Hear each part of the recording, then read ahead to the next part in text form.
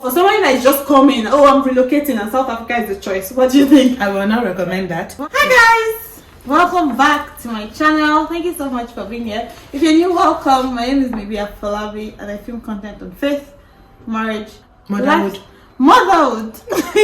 lifestyle, and living in Johannesburg, living in South Africa in general. If you're interested in any of that content, please do well to click the subscribe button, turn on post notifications so you know when I post a new video. So in today's video, I have my friend Blessing. So we did a video before this one. It's a 5-minute makeup challenge. I still have mine, but ours was so ridiculous that she could not keep it for this video. I have been humbled. So if you have not seen that video, I'll leave the link in the description box. Please check it out. It's going to make you laugh. Okay, in this video I just want to pick Blessing's mind or her brain on how, you know, living in South Africa as a young Nigerian has been. She's been in this country for over 10 years. 10 years and 9 months-ish now. Yeah, so almost 11 years she's been living in South Africa. So she's an OG. I've been living in South Africa for 2 minutes. 2 years. For 2 years. I usually just get a lot of questions from, you know, people in Nigeria saying that they want to relocate to South Africa, and I have my ready-made answer that I give them, but I just want to look at it from another lens, not mine, from somebody that has been here for quite a bit, so she can enlighten us. And she's thriving. She's a young Nigerian in South Africa that is thriving. She's doing so well in her field. I'm shy, stop it. She's doing so well in her career and everything. So let's just get right into the video. Yay! So tell me, how was varsity in so they call it varsity in South Africa. Why though? University. Yeah, it's university. So in Nigeria I would rather say uni. Yeah, so we put the back end. Yeah. So you stick to uni, we stick to varsity. Varsity, yeah. So I was varsity in my son is here just in case you can hear sounds. And just right in case here. you see me turning here, I am very clingy, so I just... Yeah. So I was varsity like, you know, in South Africa. Which one did you go to? University of Pretoria. So how was that like? It was okay. I mean, I never experienced any other varsity, so that's all I know. So I don't know what it's supposed to be like, but to the best of my knowledge, it was varsity. I was one of the boring ones. From the lecture hall back to rest, from rest back to... Rest is hostel. Hostel. Oh, sorry. So I lived in the school hostel. It's like 2 minutes away from some of my lecture halls, actually. Yeah. So, yeah. So what was your course of study? I studied BCom Accounting Science. That's Bachelor of Commerce. Bachelor of Commerce, measuring in Accounting Sciences.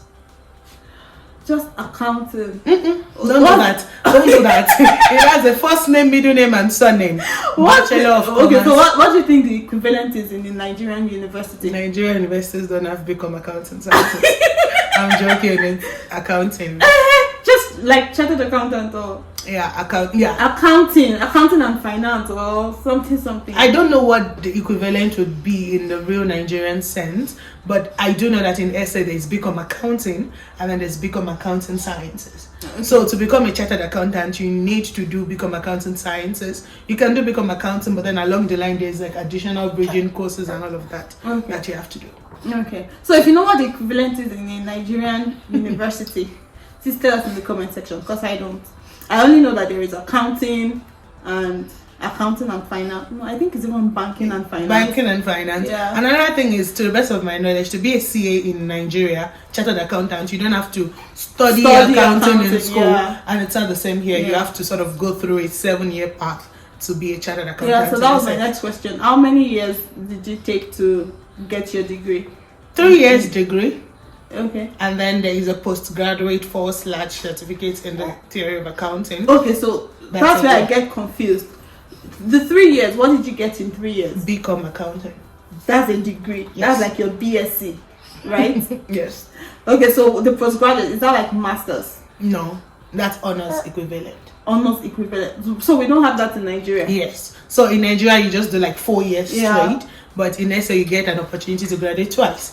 So you do the 3 years, you graduate, and then the additional year, you graduate again. So that's right. So what do you get from that? Honors? Yes, you get honors. But for accounting, during the space of that 1 year, you're kind of doing 2 things. You're getting a certificate in the theory of accounting, and you're doing your postgraduate. So I literally have 3 degrees.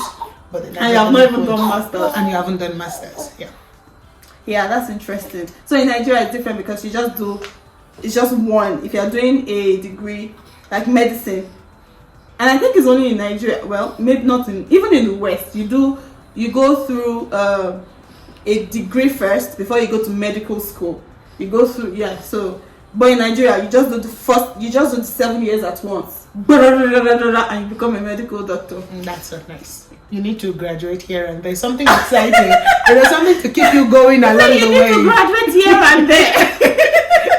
But for even law school in Nigeria, you do 5 years degree. Nigeria is hard.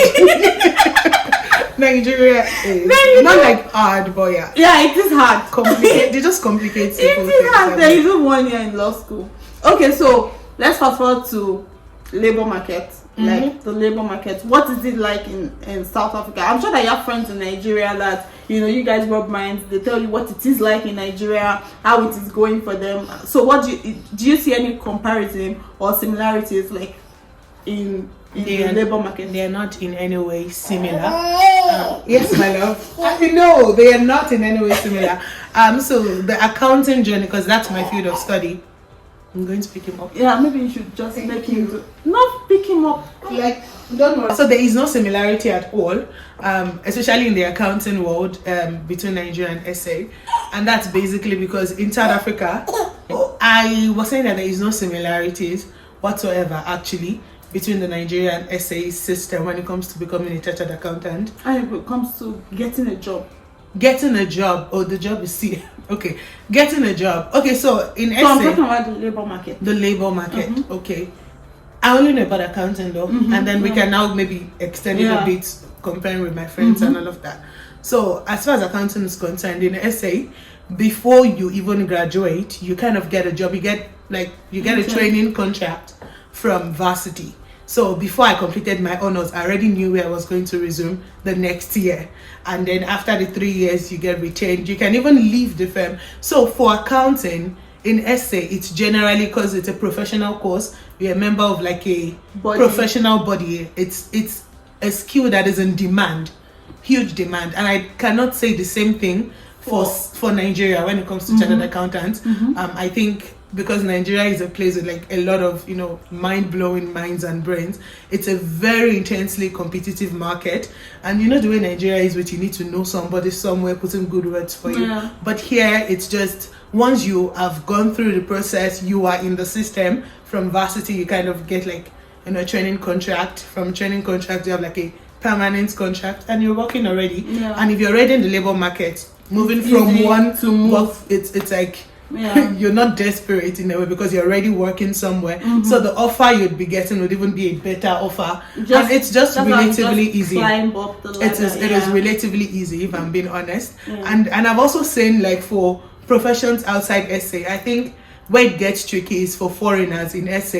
If you do not have a South African ID, we're getting there. You're jumping the gun. Oh, sorry. So do you think it is the same for every other professional bodies?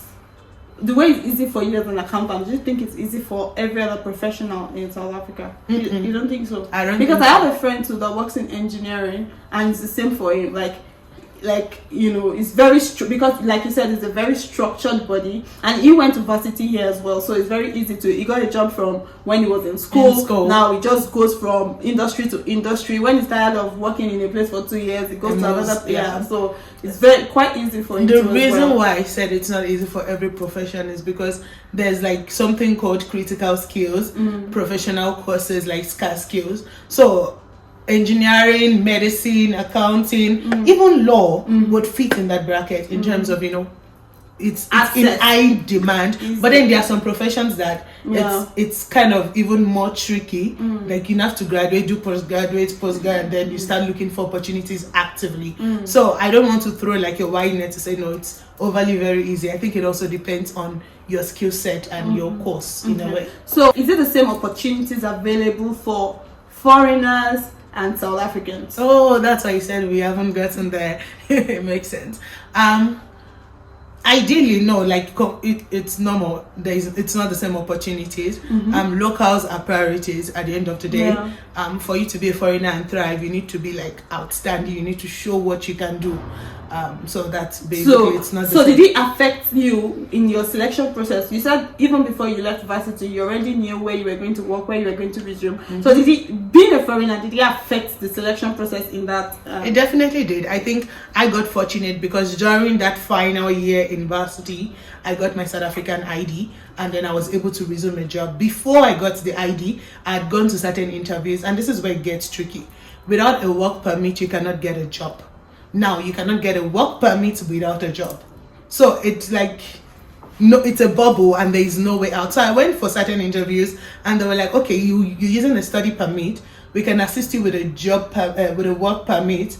And I did the interview and I never heard from them again. Yeah. So if not for the fact that I got an ID, I might not have gotten the job. The job, yeah. So now in the job as a foreigner, is the playing ground leveled for Definitely. South Africans and foreigners in your industry? Definitely. Really? Yeah, because once you're already on the job, now it's a matter of skill set. Yeah. What can you do? What do you bring to the table? It's not a matter of nationality. However, there are certain opportunities that you would want to explore. Like I got into a program, everything was fine, and then when it was time for registration, they said I wasn't a South African citizen, I do not qualify. Yeah. And it makes sense. It's sort of like a empowerment program, for locals. Yeah. So it just And South Africa does that a lot. Yeah. And like I used to say to my husband, if this is the same opportunities that are available for us in Nigeria, I think people would thrive, especially young people, because South Africa will tell you that this big program is only available for if you're a black South African, you must be a South African, you must be black, you must be a female. They just give you so many opportunities to just do great things, right? And if it is available for other people like that in other countries, I think people will stay at home. I think the idea is just for previously disadvantaged individuals to get an opportunity. That's why they go female, they go black, they go South African citizen. Yeah. So what do you think the future is like, especially for you, if you're going to stay in South Africa? What do you think it is like do you think you can get to the peak of your career being in South Africa as a foreigner? Definitely. I can do all things through Christ that gives me strength. But from a professional standpoint, I think yes, the opportunities in this country are limitless, especially if there's like an industry you're working in, there's like a professional body you're a part of. You just need to keep looking. I told my colleagues something, as long as you keep looking, you will find. You might not find, like, everything might not be for you. I'm still sad about the program I didn't get into, but you definitely find, as long as you keep looking. There will be something for you. There will be something eventually. For you as you keep looking. Okay. So what do you now think? Because for you it's very different. You went to varsity here, and that is why you are able to access all the opportunities that have come your way, because you're thankful, because you've been well integrated into the system even before you were ready to. So because you were already well integrated into the system, so it was easy for you. So what do you think will be the fate or the lot of somebody that is just coming from Nigeria in 2023 already, maybe as a master's, or as a master's in the same accounting, right? Or is chartered from Nigeria and comes to South Africa to say, okay, I'm relocating to South Africa. Note, it is different when it is different when maybe you already have a job in Nigeria and they have a branch in South Africa, they are transferring you. That's a different ballgame entirely. You just, it's just soft landing. But for somebody that is just coming, I'm relocating and South Africa is the choice. What do you think? I will not recommend that. I think before you come to SA, which visa will you move with? Would it be visiting visa or no? Then that's your. So even if you get, because it's very tricky. I will not recommend that. I feel like if you are coming for the purpose of relocation, you need to get it straight from the point of your visa, right? If you'd be coming here to work, you need to get an employment first, right? Get a work permit, get a firm to employ you, then relocate. Don't come in with a visiting visa SA is not the place to come in with like a tourist visa and then you change your intention and then you decide to, look for a job. It would be tricky. It would be hard for you to get a job without a work permit. And you will not impossible. You will not I get will a tell work you that permit for free. That it is impossible to get a work permit, in SA without a job, and then you will not get a job without a work permit. So it's just impossible because, like I said, what I said earlier when I said I get a lot of questions of people telling me, oh, they want to relocate to South Africa, blah blah blah, and I'm like, don't do it. That's my default answer. Like, and I've made enemies. People are like, oh, you don't want to explore. I get it. And I'm like, don't do it. This country is not the place. It is not Canada. It is not the US. It is not the UK. At least UK is hard, but at least they give you the opportunity to do something, right? But in South Africa, you won't do anything. Yeah, SA is a place that prioritizes locals a lot, and it's good because the government is trying to empower their people, right? So if you become for that, yeah. If you're coming in from South Africa and you want to establish Nigeria, you just need to get it right. You need to plan properly, be intentional about your plan. What exactly are you coming for? Do you have employment already? And if you have that sorted, then fine. Your life will be good. Another way to go is maybe to go to school. Then while studying, you can look for opportunities, and maybe if you qualify for permanent residency, which is tough. So that's like a 5-10 year plan, and yeah. So I would not recommend it. Yeah, because my husband got his permanent residence. He got his PR. I think the year my husband got his PR was the year SA stopped giving PR on the platter of gold. Yeah. Platter of gold. It was not platter of gold, but at least it was easier. You could see the end from the beginning. I hear you. But now, you apply, you just wait for whenever. It can be 10 years, it can be 5 years. I'm not joking, blessing. I applied for my work permit in 2021. That's something to be thankful for. The checks came in eventually. And you don't even know what the outcome is here. Anyway, I just really wanted to pick Blessing's brain in terms of this. It's very tricky because when you see a foreigner thriving in South Africa, it's one of two things. It's either they've been here for a very long time, or they came here on transfer. They got a job in the country while they were outside the country. It's almost impossible for you to see somebody relocate into South Africa and just get everything on a platter, like, okay, this job is waiting for you, come and apply, or it's very difficult. So that is why I always tell people, don't do it. Okay, if I can just chip, so another set of people that thrive here are those that have like handwork, right? Yeah. The market is low-key monopolized, but if you're really good at what you do, like if you're a car engineer, hairdresser, it's a competitive market. Yeah. So, but if you're coming from a professional standpoint, I don't recommend it. Like, there are other countries in the world. Yeah, there are other countries in the world.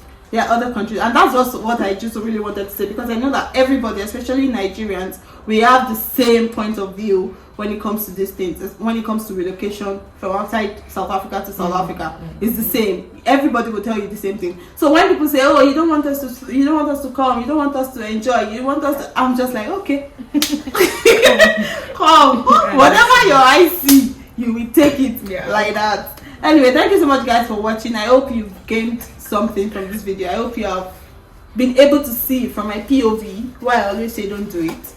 So next time I come your way, Blessing is distracted. Juba is our priority. Oh no, welcome to our, oh no, you're not welcome. What are we saying? So thank you so much, guys, for watching our YouTube video. Juba is our priority, guys. She's so clingy. That's what happens when you don't have a baby. You just feel like, oh, they're so cute. You want to take them 247. Juba, say bye. Bye. Thank you so much for watching. Thank you so much. If you find yourself in SA, hit us up. We will welcome you. Thanks so much for watching, guys. The next time I come your way, I hope that you do well and God bless you. Bye, guys.